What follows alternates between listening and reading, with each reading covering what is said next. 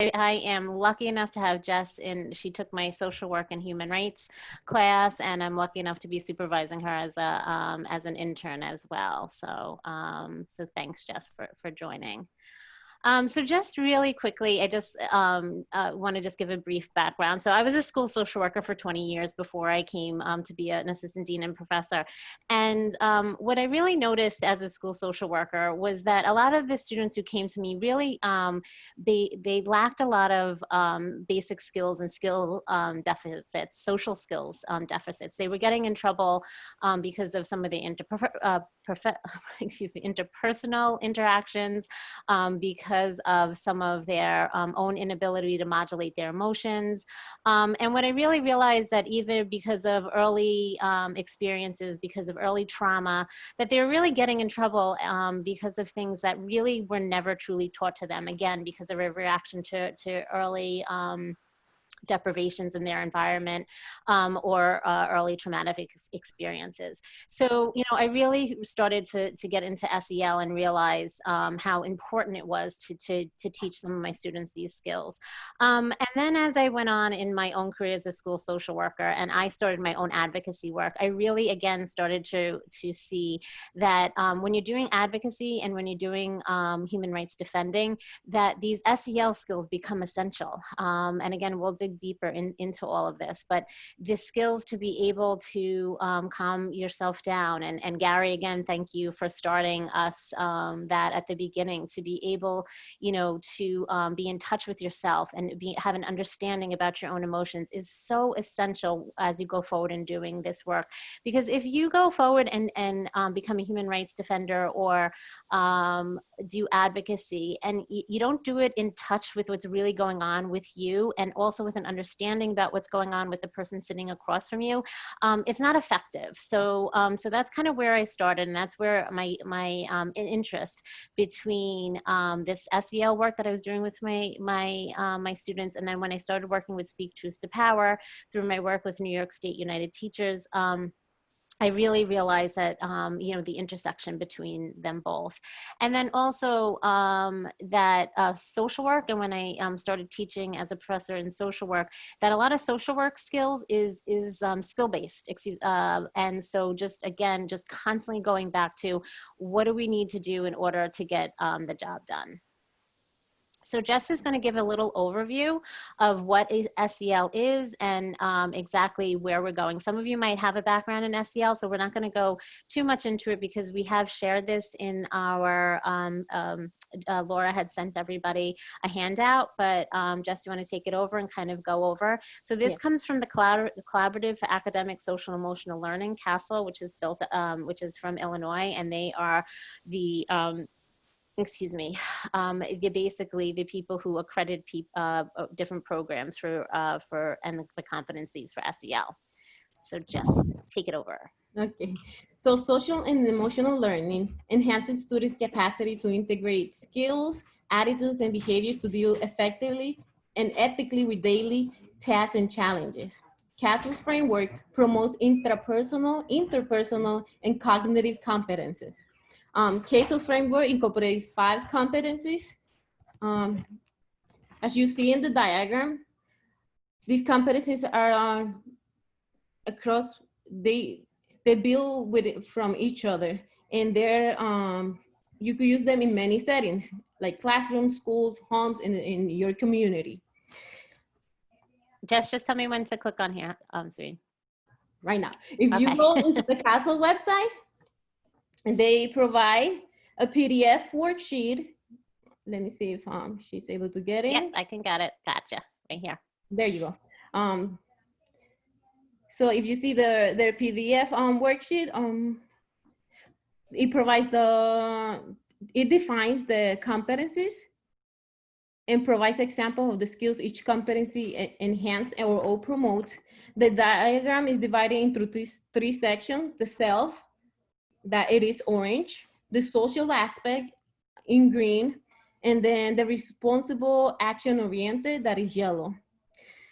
First, we are gonna describe like their definition of self-awareness. They describe self-awareness as the ability to accurately recognize one's own emotions, thoughts, values, and how they influence behavior. The ability to accurately assess one's strengths and limitations with all well-grounded sense of confidence, optimism, and a well-grown mindset. And it provides the examples: identifying emotion, accurate self-perception, recognizing strengths, self-confidence, and self-efficacy. Then it goes into self-management. Self-management, it is described as the ability to successfully regulate one's emotions, thoughts, and behaviors in different situations, effectively managing stress, controlling impulses, and motivating oneself. The ability to set and work towards personal and academic goals. And it provides the examples like impulse control, stress management, self-discipline, self-motivation, goal setting, and organizational skills. Also, the activity that Gary provided earlier was very good for self-management because you were able to calm yourself. So it's a good incorporation of SEL into the classroom or any activity you're doing. Then the third competency is social awareness. Kelso describes social awareness as the ability to take the perspective of and empathize with others, including those from different backgrounds and cultures. The ability to understand social and ethical norms for behavior and recognize family, school, and community resources and supports. Third examples are perspective taking, empathy, appreciating diversity, and respect for others. The fourth competency is relationship skills. They describe relationship skills as the ability to establish and maintain healthy and rewarding relationships with diverse individuals and groups. The ability to communicate clearly, listen well, cooperate with others, resist inappropriate social pressure, negotiate and conflict constructively, and seek and offer help when needed. Their examples are communication, social engagement, relationship building, and teamwork. And finally, the fifth competency, it's responsible decision-making. It is described as the ability to make constructive choices about personal behavior and social interactions based on ethical standards, safety concerns, and social norms. The realistic evaluation of consequence of various actions and consideration of the well-being of oneself and others. And they provide the examples, that is identifying problems, analyzing the situation, solving problems, evaluating, reflecting, and ethical responsibility. As you see, the five competencies, they link with each other. They work along with each other. So in order to be responsible decision making and be able to advocate, you need to be self-aware of who you are, where you're standing up, what you believe in, and self-management, when to talk, and be able, so they all link with each other.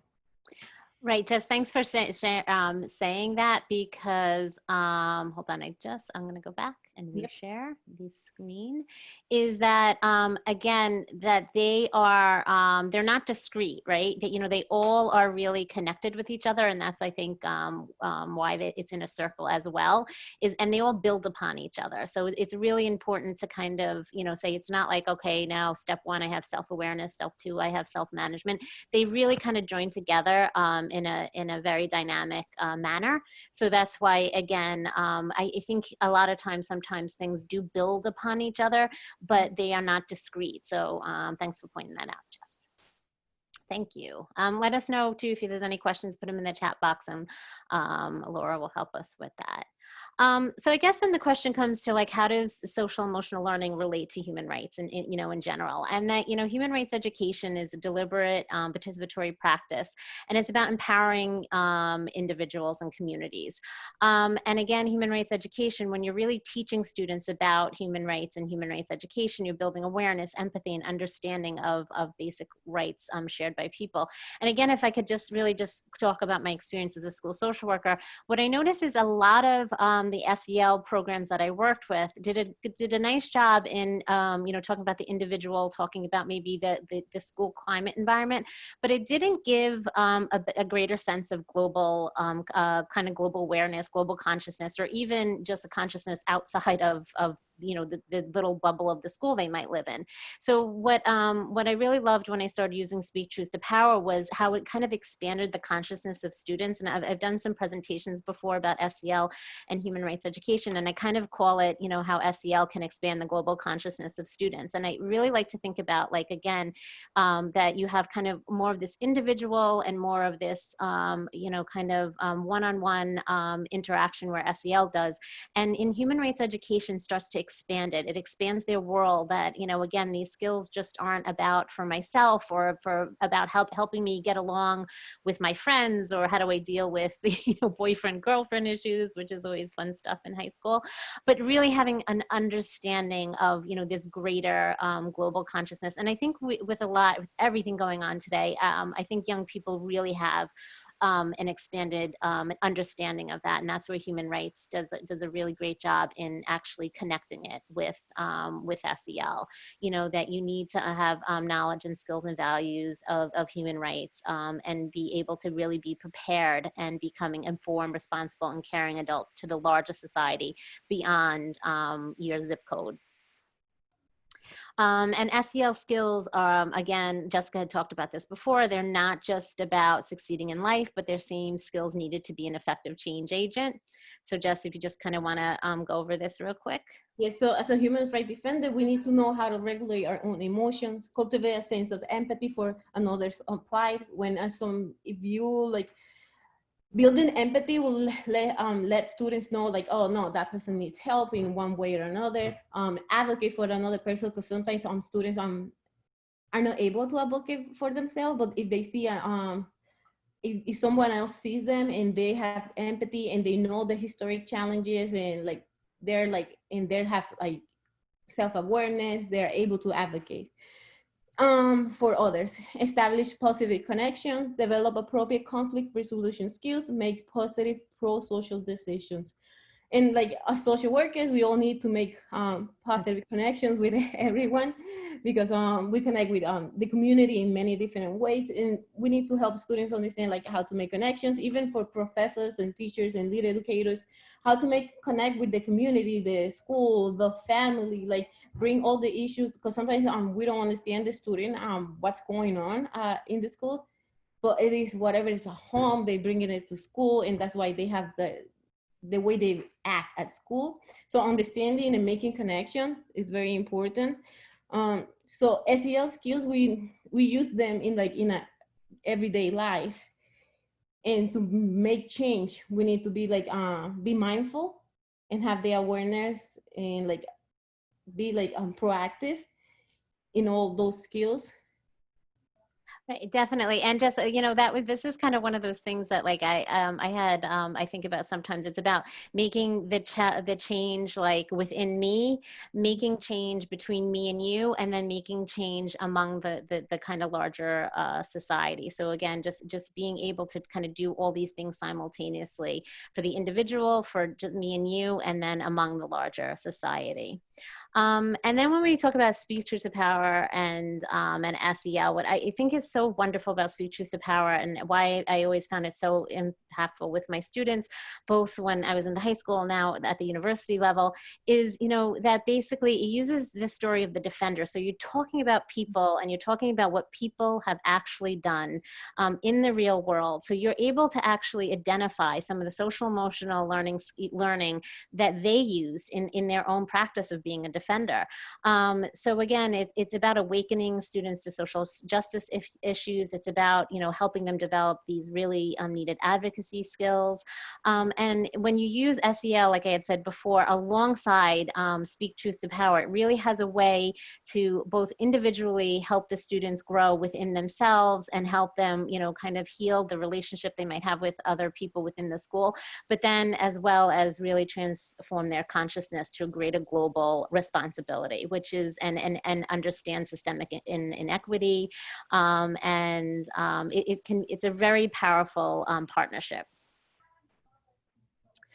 So the strength of Speak Truth to Power, again, emanates from the defender's narrative. It's about the stories. It's all about these incredible individuals that have really gone to make change. Their embodiment of individuals who have taken, what they have individually of their SEL intelligence and used it to make a positive impact in society. So I guess I'm just going to throw it out to the group, and you could either kind of jump in, you can throw it in the chat room.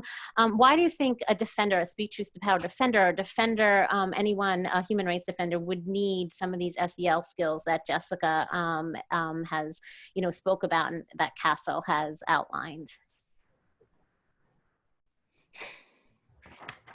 And again, the skills are self-awareness, self-management, responsible decision-making, social awareness, and relationship skills.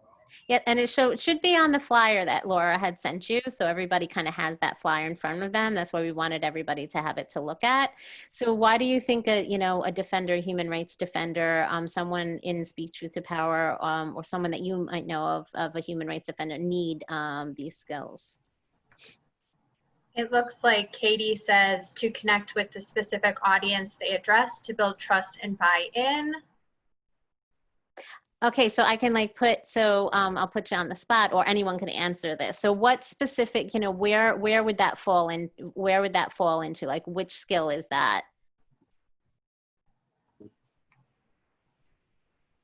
I gotta look at here it is. I gotta Like try to. Social awareness, I think, is part of it. And then Mm-hmm. it's relationship skills. So like building the relationship with who you're speaking to more than just coming in with a mission and not making it a moment of connection. Right. So that people, and for me, it's about sustainable. So it's not saying yes and then no actions taken. It's like, yes, we're in this together. Mm-hmm. Is the big piece that I love. The idea of my students learning how to do is like, yes, this has to continue beyond me as the person who speaks and is the figurehead. Mm-hmm. And that's so important. That's like kind of, again, we talk about a lot of this in the school of social, in social work, but in general, that it's not us coming into a community to say, I'm here to help you, but us coming, standing by a community and say, what do we need, to kind of go forward, and just having that understanding, and not alienating people. Can we respond by speaking as well? Yep. Sure.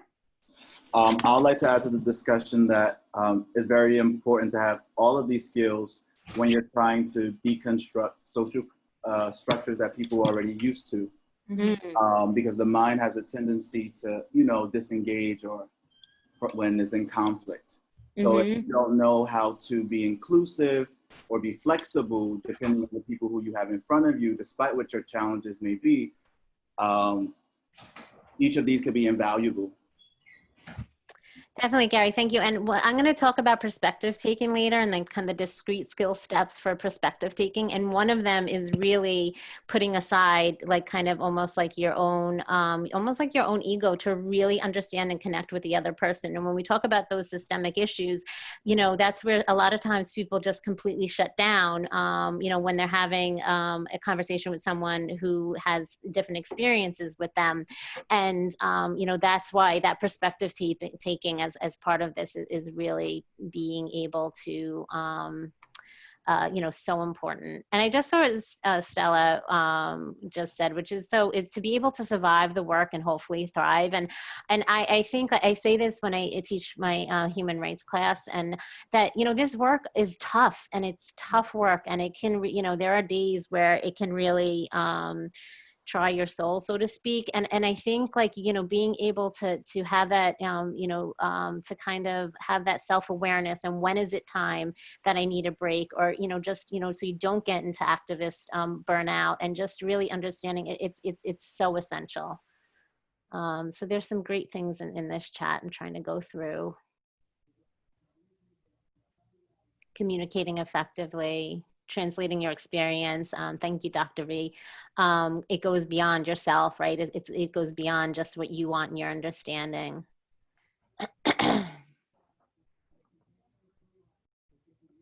Yeah, and I love that, Anthony, what you said also is being able to communicate originally and authentically. I think that's such a great word, authentically, of really, again, just not speaking from a sense of defensiveness, and just really when you're doing some of the defender and advocacy work, that it's really about what's authentic for you. Not only what's authentic for you, but understanding what's authentic for the other person, because just because it's not authentic for you doesn't mean that it's not for the other person. So that's so important. Yeah, and that's when promoting empathy comes. Oh yeah, so it's kind of perfect, right, Jess? So Yeah. Jess is just going to do really quickly, like again, I'm going to just go through a couple of skills. These go kind of deeper into the larger catchment areas. So one of them within the social awareness is promoting empathy. Yeah. And once students are able to understand another's life experience, whether it is the student sitting next to them or someone on the other side of the world, they become empowered to treat them with dignity and understanding. Empathy is the ability to recognize another person's emotions or understand their other people's perspective or situation. And I think in this work, in social work, in like human defenders work, and for students, it's very important to understand and have empathy for others. And having that ability, because there's a lot of people that don't have the ability to like see where other people are coming from or understand someone's other situation. Right, definitely. And I think sometimes I think we have a bit of an empathy. I know we have a bit of an empathy deficit in society right now. And, to just really, truly understand what it means to be someone else. And again, as so many people have talked about before, and to understand the systemic issues that brought them here, and to understand, that it's not just, it's so easy to label people as making bad choices or being bad people, and not really having an understanding of the systemic issues that have brought them to and the experiences that they have. So I think promoting empathy is such a cornerstone as far as some of these basic SEL skills. And just really quick, I'm sorry, Jess, go ahead. A little example right now that what's going on in the world is like all the issues with the Black Lives Matter and people fighting about all lives matter, because when they say all lives matter, because they're not understanding why the specific Black Lives Matter issue is like, it is the moment, it is the situation, and they're advocating at the moment. And a lot of people don't like understand the background, or don't have empathy, or don't understand the systemic issues that are going on. Because again, they haven't really listened to people who have had these certain experiences. And just as with empathy, I always like to say that it's kind of like the rule, like empathy 101, is that it's very hard for people to express empathy when they haven't experienced empathy. So if you're really dealing with a student who really just is having a hard time understanding someone else's point of view, or really having a hard time, engaging in a lot of bullying behaviors, that sometimes you've got to really, this is where your school counselor, psychologist, social worker comes in, is to really have an understanding for them of, maybe they haven't experienced empathy, right? Because again, it's very hard for people who have never had that experience of being in an empathetic relationship, of having that parenting relationship or any kind of relationship where someone has expressed that to them. It's very hard for them. And that's where the SEL skills become so important, because they actually need to be taught. For some people who have never experienced, they actually need to be taught. So I just wanted to kind of, put that out there when we talk about empathy. So I just really quickly want to go, and this is just where the research talks about how to generalize these skills, right? So it's so great to talk about all this stuff, but what does it mean to actually have it make a change in someone's life? So what the research talks about is, basically in order to do this, you present the skill being taught, right? Whatever. And again, we're going to go into this a little bit later about what do I mean by the skill being taught, but, we can say something about if we talk about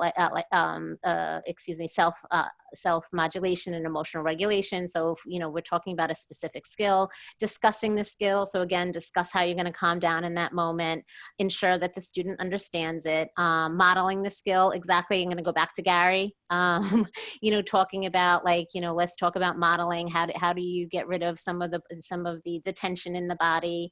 Do different role plays, role play and rehearse the students with the skills over and over. And then that's when you start to apply it to a more complex situation. and really start, again, if we talk about emotional modulation and calming down, it's all great to do it in this kind of safe environment. But what happens when you go out into the real world and someone is screaming at you because they refuse to wear a mask, right? Like, so, you know, how do you really start to talk about these really complex situations? And the biggest thing, and I highlighted this and I put this in bold, is really to give students real life homework that talk about how you're going to take this skill into the world, like I just used with my mask example, or let's just say, well, we'll talk about later in terms of some of the protests going on, but being able to really talk about how do you generalize this issue. And this is where the research shows that in order for a student to actually, or any of us to really start for that skill to actually become a part of who they are, it's in this generalization part. It's about using it in real life. You know, so often we talk and we'll talk about these things and then go home and then they don't use the actual skill that they need to do. So again, it's really being able to discuss with your students, what does it mean to do this in real life, and then have them actually do it in real life and give them homework to do it. They used to love it when the social worker gave them homework. So what I did was I adapted it for Speak Truth to Power. So, you know, again, if the research base is telling us that these are the steps to do, I thought to myself, you know, how can we adapt this in the realm of being a defender? So we're presenting the SEL skill being taught. Again, we're going to go into this in a second. Just came up with a great example. We're going to discuss the skill, break them into steps, make sure the student understands. Again, talk about it in a simple kind of, you know, before we get into the complex. And then we're going to talk about the way the defender uses the SEL skill, and then what they need to do within those SEL skills, those real discrete steps. And then talk about, again, if we think about that parallel with the generalization, how do you generalize the SEL skill in this present day? If you're going to go to a Black Lives Matter protest, what are the skills going to need to do? Again, if you get into a situation that, you know, you might need to negotiate yourself out of, you know, how you're going to handle certain situations, how you're going to calm yourself down, control some of those impulses, how you're going to problem solve. So, you know, how can you generalize this? Again, how do you generalize that SEL skill as a defender? So the research says the best way to do it is to generalize as an SEL in real life. So now we're saying, we're taking it one step further and saying, this is how I generalize the SEL skill in my life as a defender. Jess, this one's you. No, that's your mind. Oh, this is me. Sorry, everyone. Okay, so this is about, you know, again, if we take relationship skills and we use one of the examples of Jamie DeBosny, who stood up for LGBTQ rights within the school. And he provides an excellent example of what happens in school when bullying and bigotry are accepted and how to stand up and real make change in the system. So when we talk about being an upstander, we talk about when I did Jamie's lesson about what it means to be an upstander. But what I always noticed with my students, what it was like, okay, like, well, what does that mean? Like if you say, okay, stand up for someone, you know, that's all well and good. But when you're in the moment, you know, how do you speak up? What do you say? There's some great different things in teaching tolerance about, you know, specifically what you can say, you know, so you interrupting the person by, you know, just saying, you know what, I'm very uncomfortable when you use that slur, you know, I need you to stop it. I need you not to do that anymore. Questioning, excuse me, you know, what do you really mean by that? Like, what are you really trying to say? Like, you know, there's always that comments about, you know, in school, still so prevalent to this day, like, oh, when, you know, they might say something like, oh, that's so gay. Like, what are you trying to say like that? And do you understand? And then when we get to educate, do you understand that when you say something, when you're putting down something and making the equivalent of saying that's okay, that's so gay, and making that the equivalent of who someone is, how painful that could be for someone. You know, again, educating them on really why that word can be so hate, you know, so full of So it can really impact someone in a very adverse way.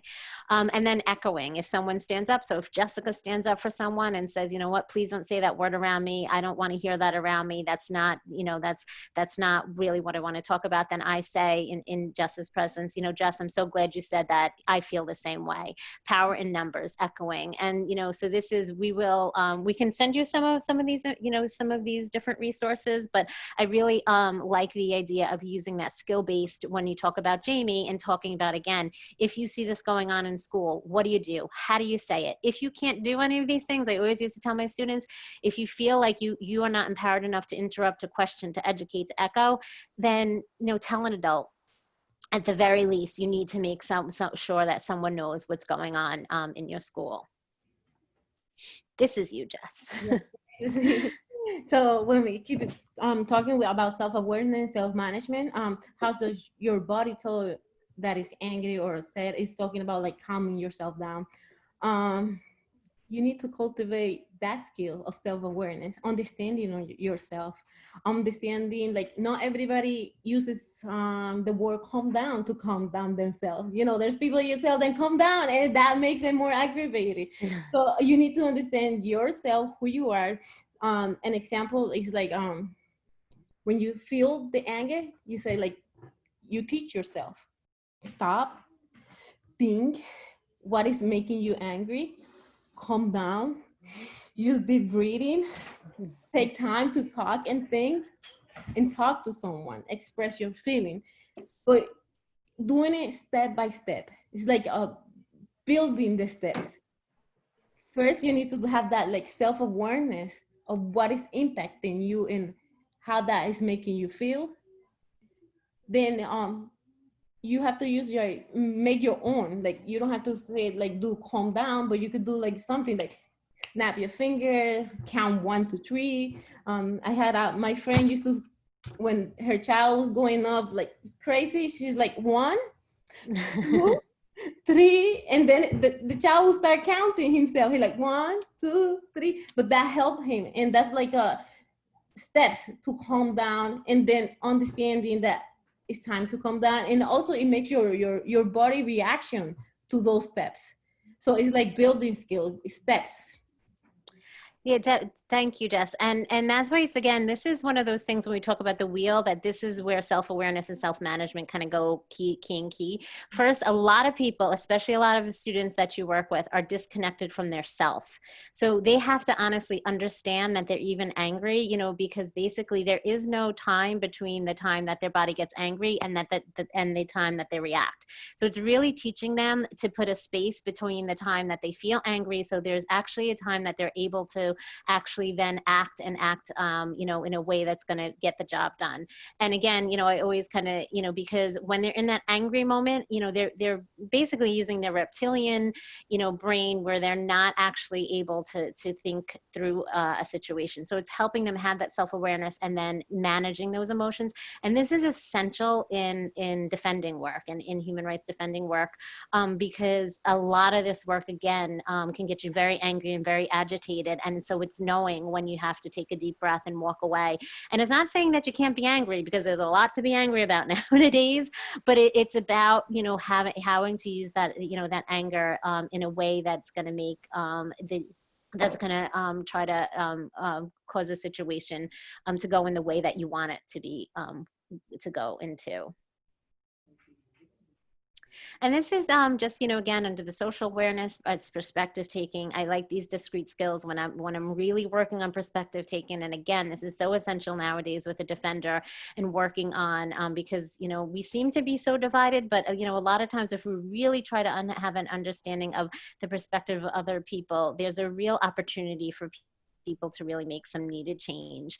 And, you know, the first step is setting aside your own thoughts, feelings, motivations, and intentions, which again is about self-awareness, but it's so important. And really listening to what the other person is saying about their experience and feelings, considering how these thoughts and feelings might have impacted their world, you know, and then how can you change your own language and behavior when you really start thinking about what that other person is experiencing and then making those changes. So again, those are some of the those discrete steps for perspective taking. So we're going to go into it right now. So we're going to do into some small breakout rooms, and because just like in the that I always say, it's all about generalizing the skills. I want us all to have some really good practice on applying our SEL skills to our defenders. So we're going to choose an SEL skill from either relationship skills, self-awareness, social awareness, some of the skills that we had broken down, and then we're going to break down the skill competency for the defender of your choice. And so again, Laura had sent everybody a handout, but we will have these handouts, and one of us is going to be in each breakout room, and we're going to walk you through this. But Jessica right now is going to talk about how we apply the SEL skill for self-awareness to Frank Magisha. Yeah, so Frank Magisha, he fought for like equality, freedom, safety, privacy, and respect. When we discuss the skill, to break it into steps to ensure that there's an understanding by the students, you have to like see it specific what the person did in the lesson plan. Mm-hmm. So you see the steps, and for him at a young age, the defender recognized he was attracted to their own sex. They were able to understand themselves in comparison to their environment. They had the ability to notice own feelings, reactions, physical sensations, and thoughts. So they had an accurate self-perception at that moment. Because he was at one time he discussed with his family members, and he was came out to them, and he was he was young, as between 6 or 7 years old. And then we're gonna illustrate the skill in context of a simple problem. So something simple that you could use with your student is asking the student introspective and reflective questions about themselves. Start simple and become more complex, like who do you want to be when you grow up, how that makes you feel, that maybe they have a situation. So you could ask questions and build from there. So Jess, yeah, so I just wanted to, sorry, Jess, I just want to jump in. So again, when we talk about self-awareness, we're talking about, the ability to understand who one is. And, you hear that in Frank Magisha's story, where that he's really able to have an understanding of who he was. So then, you see that in the story. So then the next thing is to think about, to help the students to start to become introspective to them. Because, again, like I talked about before, so many students and so many people are just so disconnected from really their core sense of self. So this, when we talk about self-awareness, it's really reconnecting with, who you are. Who do you want to be when you grow up, right? We purposely did not put what do you want to be when you grow up. It's who do you want to be when you want to grow up. You want to starting to look at these issues in a way that starts to really help them incorporate self-perception and self-awareness. I'm sorry, Jess, go ahead. And then the fourth link is like discuss the way the defender uses the SEL skill. So the defender stated, I was 6 or 7 years old when I realized I was attracted to people my own sex. So he was able to come to terms with his sexuality and identify at a young age. Like Robin was saying, like he understood like who he was, what he wanted, and in comparison to the world that was against him, because everything else was like different, and it was telling the society was telling, no, that's not right. But then he like was able to understand himself, and because of that he was able to advocate, and he's still advocating. So you see, like everything links with each other, with each other. Like being self-aware gives you the power to advocate. Then it says, talk about the way you can generalize the skill, like right now with protests and stuff like that. An example is like have students do journaling assignments with reflection questions to help the students understand how they learn, what kind of support they need to thrive, like what things they need like to get better. And understanding that self-awareness is a key part of self-advocacy. Like you need to understand yourself, on where you're coming from, like what you want in life, or who you want to be, and who you are. Right. And again, I think that this is what's so important about, you know, when we talk about self-awareness, some people might think, oh, what does self-awareness have to do with, you know, maybe like really going out there and being an advocate. But again, if you don't really have an understanding of who you are, it's very hard for you to get out there and to really manifest your sense of purpose and your sense of purpose as a defender. So this is a great example, and just did a great job in kind of breaking it up into these real discrete steps. So we thought we'd choose, especially for those of you who don't know, you know, aren't as familiar with Speak Truth to Power, 3 defenders that may, you know, kind of when we do our activity, we're going to do them in breakout rooms. So Jess, you want to go over real quick, and then Karen, I didn't know if you wanted to jump in about John Lewis. Mm-hmm. So Malala, she fought for discrimination, freedom and thought of speech, right to education. At a young age, she's still fighting for education and women's rights. Desmond Tutu, his justice. And I will let Karen talk about John Lewis. Sure. So, I mean, I think John Lewis, everyone knows quite well who he is, and his history with Robert F. Kennedy human rights is a long and really beautiful one. I'm not sure if Carrie's still on, but you know, John Lewis worked on. Yeah. Oh, Carrie's on. Carrie, you could probably tell better Might than be I. upside down. Can you see me? Yes. We could see. Oh, there you are. Is this better? That's better. I think you could share better than I the beautiful history. Oh, that's nice. Well, thanks, Karen. And first of all, thank you everybody for joining us today. Yeah, so John Lewis, as you know, is one of the leaders of the civil rights movement. He was one of a handful of civil rights activists who met with President Kennedy when they were planning the March on Washington, the youngest person to speak at that march. He was a freedom rider, which was one of 13 people, anyway, generally half black, half white, who boarded buses in Washington, D.C. the summer of 1961 and drove across the South on Greyhounds and other commercial bus lines to test the federal law prohibiting discrimination and Jim Crow laws. So they would eat at the lunch counters and use the bathrooms and use the water fountains of the other race. And they were beaten, they were brutalized, and almost killed. So John was an extraordinary leader then. He was, I think, 22 years old. And he was also, if you've seen the film Selma, he was featured in Selma. But in all of those incidents, they ultimately called the federal government to their aid, and the person they called was always my father. So Daddy really worked closely with John during the civil rights movement when Daddy was starting the first community development bank in the United States.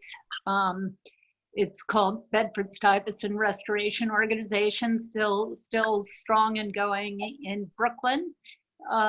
He sought John's advice, and then when my father was running for president, he had to win Indiana.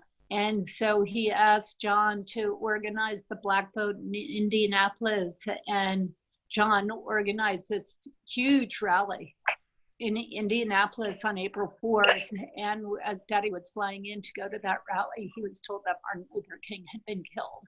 And the mayor asked him not to go. And the mayor said that he himself was frightened to go to that part of town. And my father's response was, well, you might be frightened, but I could go there tonight with my 10 children, my pregnant wife, and sleep on the street, and we would be fine. And he said that not out of bravado, but because the years and years and years of working with John Lewis and other local Black community organizers across our country who made him feel like, with whom he felt like family. So when he was going to give that speech that night, it was so tender, it was so empathic, it was everything that we're trying to teach through both Speak Truth to Power and social emotional learning. And he was able to do that because of years and years and years of working with that community. He wasn't just somebody walking in and giving a pretty speech.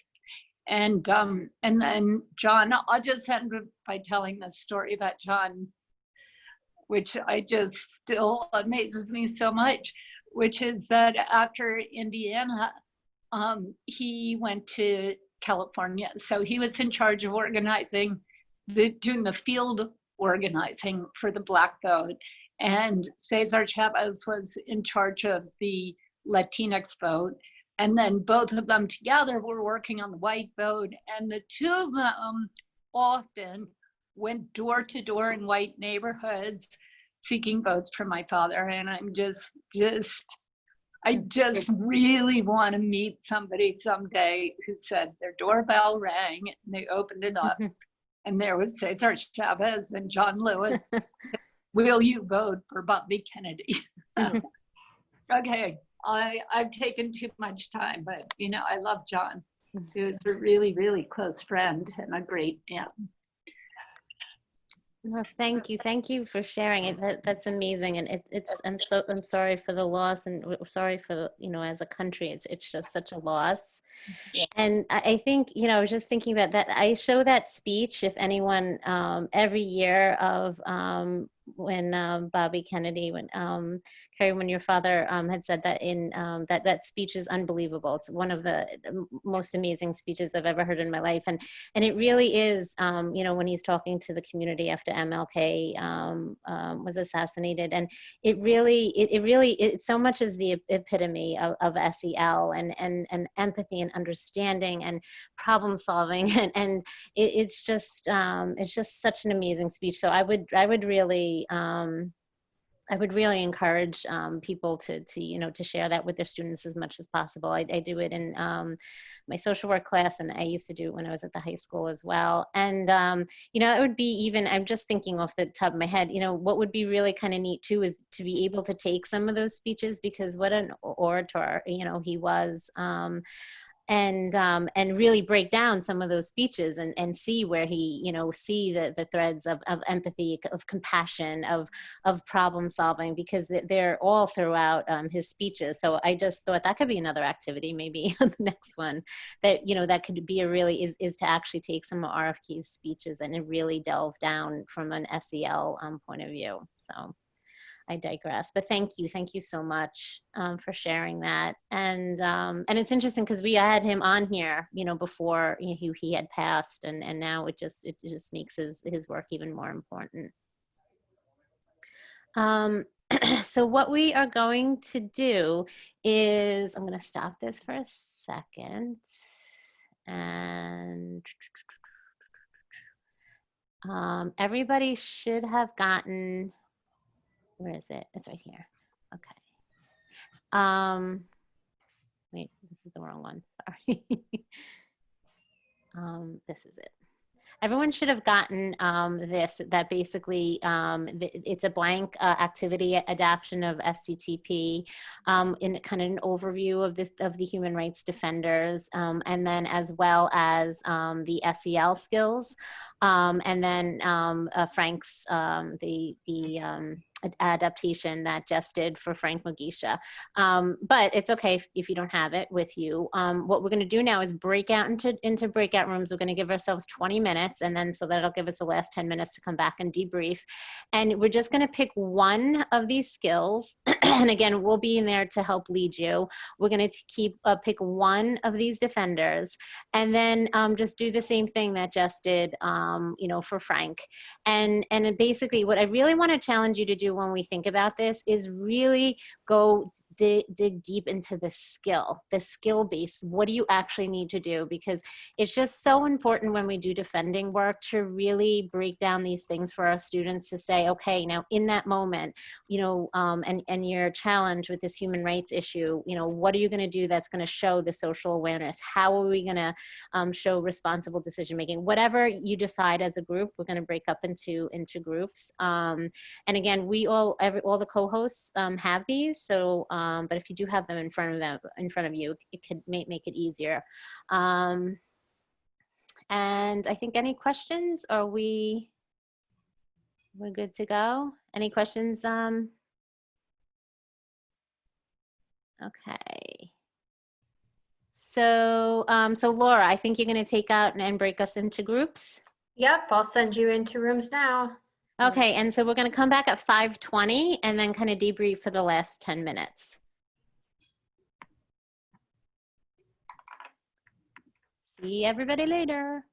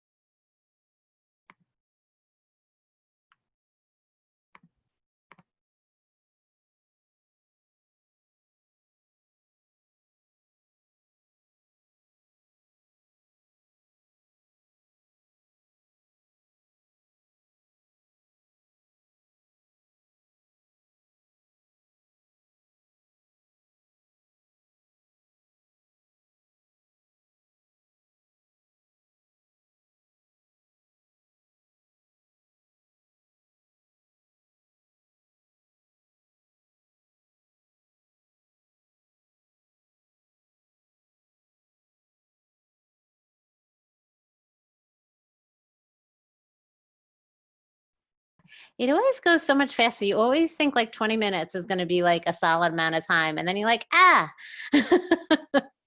We definitely could have used another 10 or so. Yeah, definitely. Where's everyone else? So I think that they have, they have like 30 seconds, right? Left. Yeah. Okay, they have more time. Okay, 'cause I'm like, we went from 26 to 6. Sorry. How many did you have in your group? What was it, 23? We had about 4. We had 4 in our group. Okay, yeah. So yeah, we just had 3. Oh, really? Yeah. I don't know if the other person that's okay. We had a good group. I don't know if the other person just didn't. Oh, there should have been 5, but maybe they dropped off. Now we are back. Now, yeah. It's so funny when we see the numbers like go up. So I guess I know what we were just saying, like, you know, you always think like when we did this, like, oh, 20 minutes, that's enough time. But meanwhile, you could probably spend 40 minutes on this at least. I don't know if everyone had the same experience, but I guess we just wanted, really that for everybody to really start thinking about this, again, and thinking about the application and applying it to. So if we could just, how many groups did we end up with, Laura? So we ended up with 4 groups. Okay. So I guess just given where we are with time, if we could just really briefly, like, kind of go into like kind of what you discussed and again, what your challenges were and how you could see kind of going forward in the, kind of going forward as briefly as we can. So I could start with. Okay. What? Oh, wait, I don't know. Who just talked? I was just saying Katie's ready to go. Okay, go, Katie. Go. I'd say we got to the first 2 sections, and we really talked about Malala and how to look at social awareness with her, and how do you educate students to think about her knowledge of herself and herself within a societal structure that not only existed, but also could change. And I think that's the big thing, is how do we give students the words to acknowledge and label those things so they know they can be changed. We thought about questions of like, who do you want to be is really important. What do you want to change in the world? And we talked a little bit about the practical example of like having kids act out a machine or solar system where they're embodying and impacting each other. And then the discussion can really be, you are an individual within the society. What happens wow. if a piece of this is neglected? What happens if a piece of this is not as well maintained as others? So they get that sense of I am a self, but I am a self within a thing that I can change and evolve. Oh, that's great. I love that. Mary, you want to speak for our group? Oh, you're on mute. Who did you call on? Me. Oh, Mary, for our group. Yeah. Sorry. You've heard, I've spoken. So we focused on John Lewis. Certainly, Carrie did a great job. But I'll just say, when we first started in this discussion, he was the first person that came to my mind as being the embodiment of SEL and speaking truth to power. But from my viewpoint, I looked at it from a historical perspective, because one of the things that John Lewis embraced was the nonviolence philosophy. And I talked about the intersectionality of that and his faith, which really served as a foundation for who he was and how he showed up in the world. And one of the other things that, from sharing with students to make it relatable, is the historical perspective of the time. Because I talked about, what I hear some people who are involved with Black Lives Matter say something to the effect of, well, it's time to get off of our knees and, stop praying and do something that's more actionable. When in fact, in the context of the time, what they were doing was revolutionary. Mm-hmm. And, so to do anything more, even though there was death that occurred, it would have been massive death. So this was, what they did was both strategic and important given the context of the time. And also, I think that how they even prepared to encounter that, and taking students through the experience of, what it would be like if somebody put a cigarette out in your hair, or threw coffee on you, or dragged you from a stool onto the ground. And I talked about, John Lewis, in terms of his life, was in fact living the life of what Black Lives Matter, without coining the phrase. So, we talked about what drives one to do what they do. And again, I go back to that intersectionality, but I also talked about Fannie Lou Hamer, Sick and Tired of Being Sick and Tired, and where the oppression that you feel is far less acceptable than the outcome of what will result as a matter of your taking action. Thank you. Thank you so much. And again, we had, trouble, I don't know if other people did, of really trying to narrow it down to just, because again, John Lewis is the embodiment of all of it. But I think what was really interesting is, just even talking about like studying the steps for nonviolence and really, again, that training for nonviolence that they went through, and then talking about, in the, right, what's going on right now, like, is there a place for violence and riots, and like, basically, can you instead, I think Mary put it beautifully, can you say I'm driven more for change than being driven by my anger? And again, just acknowledging the anger and why the riots take place and why that's going on. But at the same time, can you channel that in a different way? So, yeah, Robin, can I chime in quickly?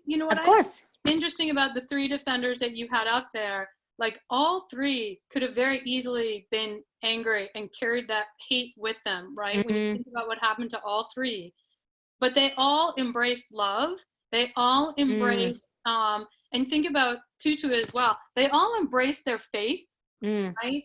And they transform that into how they would engage with people who tried to kill them, how they engage with people who sick the dogs on them, how they engaged with, and that's what I find so powerful. And when you think about SEL and kind of what that can be for any of us, right? And I'm not just going to say young people, there are plenty of adults who need to do this as well, but really understand all of these competencies, that intersectionality of all of them, and really ground them. But for these three in particular, how they moved in a place of love in developing relationships and grounded so solidly in faith, I find really interesting in the context of developing these competencies. That's and great. Karen, I mentioned that and said that the demonstration of their love was in essence to transform the other person so they can reflect love and see what it looks like, regardless of whether they are prepared to receive it. Yeah, right. Beautiful. Yeah. Thank you both. Thank you, Mary. Is the other two groups? So I'll go briefly for our group. So in summary, we talked about we did John Lewis first and foremost, and we were saying that he really nailed all of the competencies. However, the ones we focused on mainly was self-management, social awareness, relationship skills, and self-awareness. We spoke a little bit about what Carrie Kennedy, what she said about him traveling through the South to test the discrimination levels, for example. We even talked about the importance of using theater as a way to model conflict resolution. Those to our students. So that'll be a way in which we could illustrate it with a simple problem as, how do you feel when you're angry or upset? And then we also used image theater, transition of images, exercise from Theater of the Oppressed.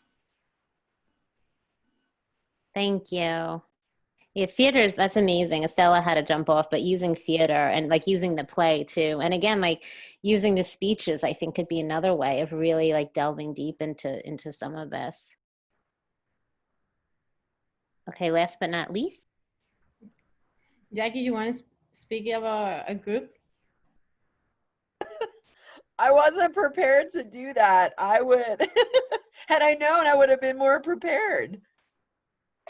But I'll give it a shot. Yeah, we also spoke about John Lewis, so.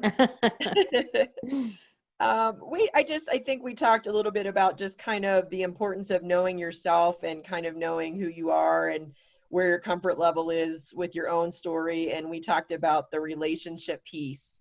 And I talked about too, how even just looking at these three different stories, I'd love to be able to take all of this social and emotional learning that we talked about today and take it back to a civics class, and how it's not, because I'm a school counselor for a middle school, and so that it's not just the responsibility of the school counselor to kind of deliver all this, but the different places. And we just talked about, kind of knowing our own story and kind of knowing who we are and what we stand for.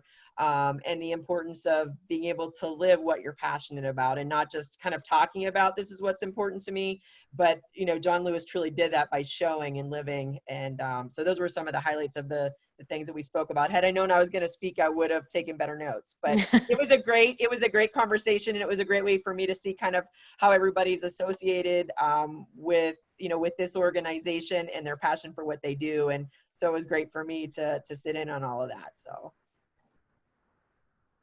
Great, thank you. Yes, I think thank you everybody. So I think in 2 weeks, like I said, we kind of are just right now doing this kind of cursory kind of dive into all of this. I think in 2 weeks, we're going to do a deeper dive, and we're going to do it in the, also in an equity framework. No, not in 2 weeks, next week, right? Next week, July 30th. I tried to do it in 2 weeks, but sorry, Robin. Robin. It's all good, right, Suzanne? I'm like, wait, what was I thinking doing this? It's all good. But so hopefully we'll see everybody next week. And please feel free to email me. I'll put my email in the chat box. And then Lori, anything else? Adnan, anything else to? Yeah. I was just going to plug your session next week, July 30th from 2 to 4, which, as you mentioned, is going to take more of the racial equity framework approach to transformative SEL. So that will be wonderful. And then we also have an exciting session coming up on August 12th. Adnan, would you like to share a little bit more about that? Sure, yeah. It'll be on August 12th, most likely. So just look out for a formal registration along with the other ones. We have someone who is working on talking about anti-racist policies and procedures within the classroom. And it's tied with well-being. So it's a former colleague of mine. So she's a children's book author. She's a former educator, works in a lot of nonprofits, and sits on the steering committee of Black Lives Matters in schools in New York City. So she'll talk about well-being and anti-racist policies and procedures. So not really about curriculum or content. It's really about the physical environment and the behaviors that evolve in the classroom. And then it'll be a segue into talking about not anti-racist curriculum development, but selection, considering the challenges of trying to navigate into distance learning. So trying to tier the skill set of looking at selection, and then we'll try to figure out a following session around curriculum development. So that'll be coming. So just look out for that session as well. All of these are really a continuation of starting with the session that Robin and Jessica started with us today. And so we'll really be sticking to that topic. So just look out for that in your inbox. And I was just going to say, feel free to follow up with me. The address that's sent to the handouts, and also no follow-up email with this, or to the STTP inbox, or with Robin or Jessica. They'd love to hear from you. So. And we will be going virtually through the fall. So if you want to get more involved and want to be part of the Speech to Power group, that's fine. Every other Thursday, we have at Educator Happy Hour. We welcome anyone to join us. Teachers just kind of come together, educators come together. Anthony comes all the way from Spain. We just kind of talk about what's going on and how we're doing. We're going to have a trivia night, but we welcome everyone and anyone to be part of our Speak to Power family. Absolutely. It's a relationship building. Yeah. Relationship building, yeah. Thank you, everybody. Like I said, and if anyone wants, please feel free to email me, especially Jackie from the school social work / school counselor point of view. I'd be more than happy to help. And I hope everybody enjoys their dinner, whatever they have waiting for them. Like last time it was peanut butter. Now I'm going to have cereal for dinner. So hopefully. Nice meeting everyone. Bye. Thank you, everyone. Bye-bye. Thank you. Thank you.